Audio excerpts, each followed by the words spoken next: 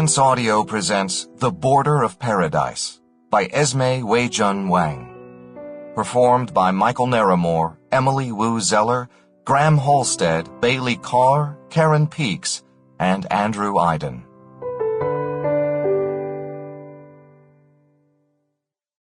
For Chris. Here we are, the constellation of a coupled single star. A prison becomes a home if you have the key. George Sterling. Real goodness was different. It was irresistible, murderous. It had victims like any other aggression. In short, it conquered.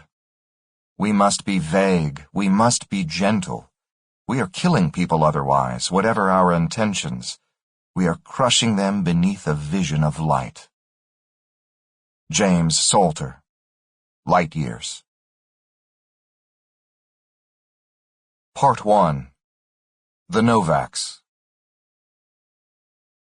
David, 1935 to 1954.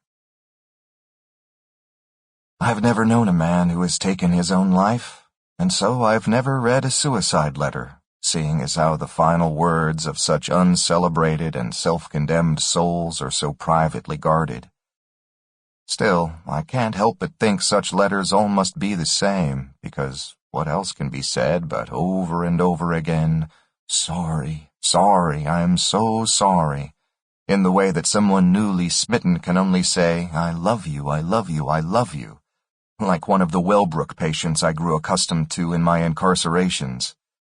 In particular, I am thinking of a schizophrenic woman with chin-length ashen hair, stooped in her wheelchair, who repeated the word plum, such that the hum of that word faded into the background of everything, including the screams of other patients, the soft rush of water, plum, palum, until the word shed its meaning, becoming nothing but sound. This motel room is not as depressing as I thought it would be. Someone has taken pains to make the place palatable. I have yet to see a cockroach. Only one or two flies the size of kidney beans occasionally dive-bomb the air. The bed's comforter itches, but is printed with an assortment of nice English roses. Note that a man conflicted about his suicide will reflexively stop and smell the proverbial roses. The cheap blue curtains let the light through, and when I first walked to the window to pull them shut, I saw that one of them had been carefully stitched near the edge, where I'm assuming it was once torn. And in the end I take this all to mean that this place is as good as any to die. I didn't want to end things anywhere near the house where my wife could find me, or, even more horrible to consider, my children. If I had my way, I'd hang myself peacefully from one of the trees in our wood. But that seems more blasphemous than this somehow. And I'm grateful to this humble little Motel Ponderosa of no significance, which is a small grace.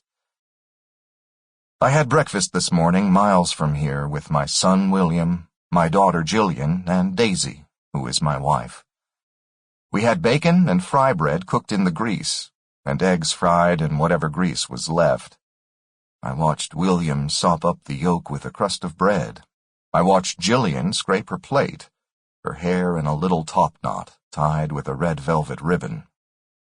I watched Daisy, whose face in the light was worn smooth like a rock under the same persistent current of worry.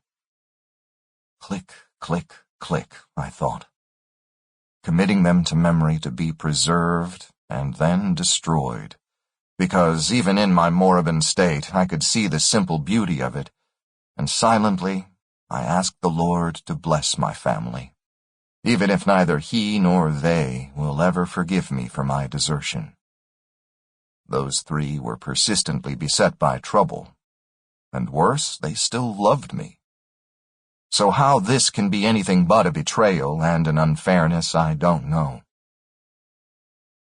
I've been returning to the Confessions more than to the Bible these days, but it's become difficult to understand what I mean to accomplish through any style of... Sample complete. Ready to continue?